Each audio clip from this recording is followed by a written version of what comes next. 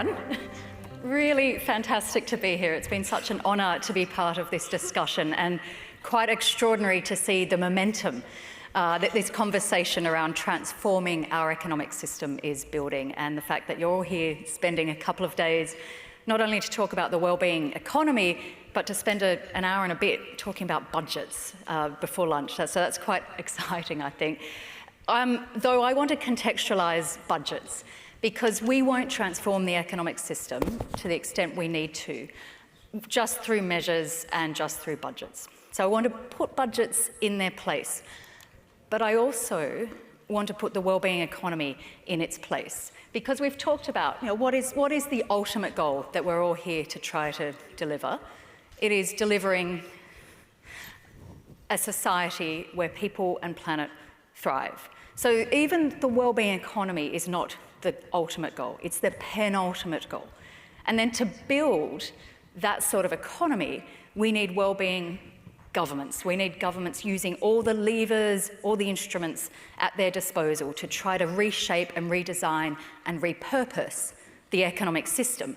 And that goes to how we think about the role of government in shaping the economic system. So come with me down here now. The big question we need to start with is, what sort of country or what sort of state or even what sort of city do we need to be? This is where it should all start. And then, and this sequence I think is really, really critical, and then we say, okay, let's see the state of play. How are different groups faring? How are ecosystems flourishing or not? And this is where all the measurements, all the multi-dimensional measurement frameworks all come in. That's great. But then we need to make those measures matter.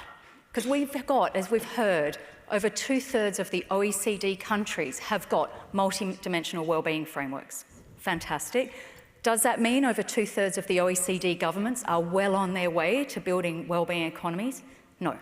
So what we need to do is take them out of the drawer or take them out of the annex in the budget papers and enable civil servants and public servants, policy entrepreneurs, to utilise those measures to really do the wellbeing analysis. As I'm often saying, to channel your inner 3-year-old by not just taking the crises and the symptoms, but to actually ask why, and look upstream and understand the root causes of why different groups are falling behind, why ecosystems are breaking down. And so once you do that, then it comes to, okay, let's put this in place. Different ways of working, different ways of collaboration, different ways of doing evaluation, long-term thinking. Oh, and then by the way, this is where budget comes in. It's about resourcing the necessary investment, and then it's also, and I think we don't talk about this nearly enough when we're talking about wellbeing budgets, it's about using fiscal levers to incentivise and encourage the sort of behaviours we want more of in our economic system, and also to use taxes and subsidies and so on to really downplay the sort of economic activities that are not aligned with what people and planet need. So removing subsidies on fossil fuels, for example, and perhaps changing the tax that, say, worker cooperatives face. So really using those fiscal instruments to encourage the sort of economic ecosystem that's aligned with what people and planet need. So I was asked to tell you a little bit about what's happening in Australia. This is our treasurer, a guy called Jim Chalmers. He doesn't normally look like this. Normally he's wearing a great suit, but I thought if I showed you the photo of him in a t-shirt, that would just confirm all the stereotypes of how laid back and casual Australians are. But so this is casual Jim Chalmers. And he talks about how his passion project is measuring what matters. And so just a couple of months after his Labor government was elected in early 2022, for their budget, they flagged that they were going to bring in a Measuring What Matters statement. And as you saw in some of the slides that we saw earlier just before lunch, Australia actually has been there at the very beginning of this conversation. We had something called Measuring Australia's Progress, led by Australia's Bureau of Statistics and our Treasury. Political changes meant that was then kicked into the long grass. And so Jim Chalmers is actually picking up where Australia left off, but we've got a lot of catching up to do. So he flagged this, and then the Treasury team behind this spent quite a bit of time speaking to colleagues around the world, really learning. And I think I've probably put his team in touch with many of you who are here in this room today. So they learnt a lot. And then last year, as you've already seen, in the National Federal Budget, they brought out their Measuring What Matters framework, and they've put some data underneath it, and it's quite humbly framed. They say we're going to go on a journey, this is tentative, this is the first step, we're wanting to learn and improve. What I think is really good is that the criticism that they got from our charming Murdoch press in Australia and the opposition party, and the two are the same, don't tweet me saying that, please, was basically, it was quite a reasonable pushback, because they said, you know, a lot of the data that you had is out of date, which was entirely reasonable. So in this year's budget, there was a big, decent budget line to resource the Australian Bureau of Statistics to update some of the measures. So we have more timely and more up-to-date measures, so we can really have a better sense of how Australia's progress is going. But what Australia didn't do is this first step. They didn't have a national conversation around what sort of country we want to be. They had a couple of consultation documents put on the Treasury website in January. And so if any of you have been to Australia, you will know that in January, everyone is at the beach. So the only people who respond to consultation documents on Treasury frameworks are geeks like me. So it wasn't a national, broad-based, inclusive conversation about the sort of country Australia wants to be. There are understandable reasons behind that, because last year we also had a really difficult referendum. But they missed a step, and they need to learn from WEAll, as we all do, because this is what gives this stuff longevity. This conversation is what gives this agenda the mandate and the broad political support. So they've hung out here. They brought out this statement and they've said, yes, we're going to improve the statistics and we'll get better.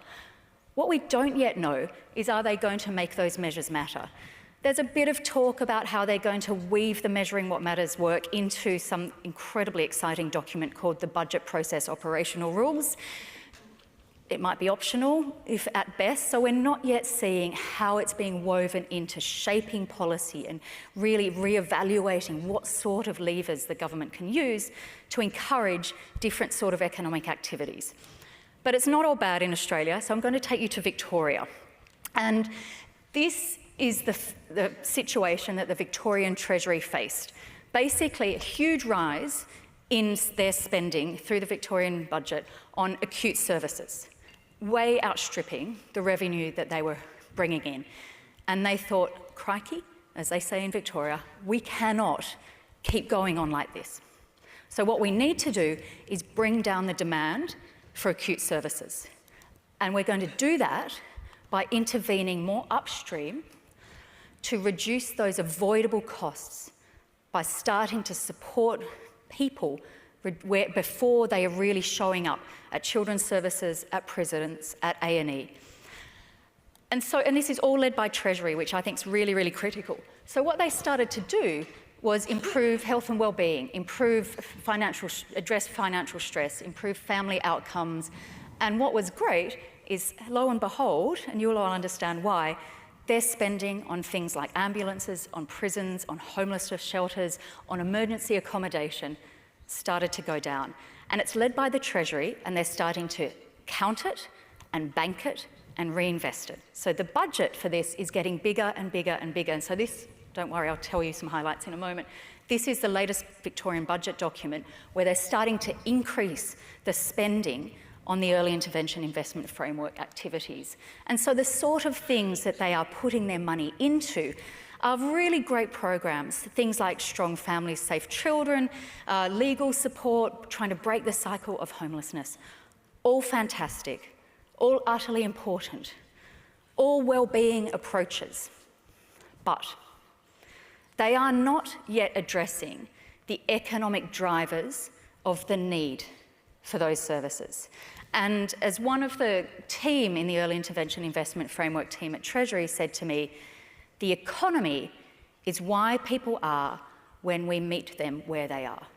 So it's going upstream a little bit, which is fantastic, but it's not yet speaking to the economic root causes of why people are needing mental health services, why people are needing homeless shelters, why people are turning up at prisons or accident and emergency. And this speaks to me to what I describe as the two SCs of the idea of well-being. And well-being is a beautiful, inclusive, all-encompassing term. And the first one is really what we're seeing here through the early intervention investment framework. It's a little bit upstream. It's helping people survive and cope with today and tomorrow. Utterly crucial.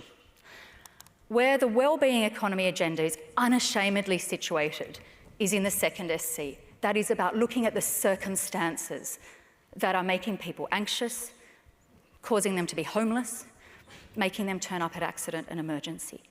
So it's unashamedly looking at those economic root causes. And so one last cool thing from Australia. This is the economic statement from the state of South Australia. And you probably can't read this, but down the bottom of the front page, it says, we want an economy that is fit for the future and that serves the well-being of all South Australians. Now, what do you notice about that? It's about seeing the economy in service of those higher order goals of around well-being for people and planet.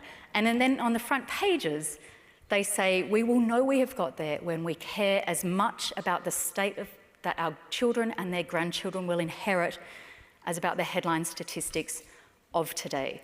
That's a government's economic statement. I think any of us could have written that, but I think that's utterly beautiful to see in an economic statement, really starting to understand the economy, not as a goal in its own right, but as something that is in service of our higher order goals. So you wanted some tips on budgeting. I'm going to finish with this because a couple of years ago, I looked around the world to see what's going on in terms of good practice in terms of wellbeing budgeting. I'll leave it there. You can take a photo of it if you want, or there's a report on the Wellbeing Economy Alliance's website and on the Carnegie Trust website. This is hard, but it needs to be hardwired in. It needs to be based on public consultation. You need a champion. You need someone auditing and checking and making sure it is utilised. And we need to not just measure what matters, we need to make those measures matter. If you're interested in learning about this, my colleagues at the Wellbeing Economy Alliance have got a training course, which you are all really, really super welcome to join and be part of. Michael Weatherhead is here from the team, or you can jump on their website. I'm going to stop there with one of my favourite slides. Thank you so much.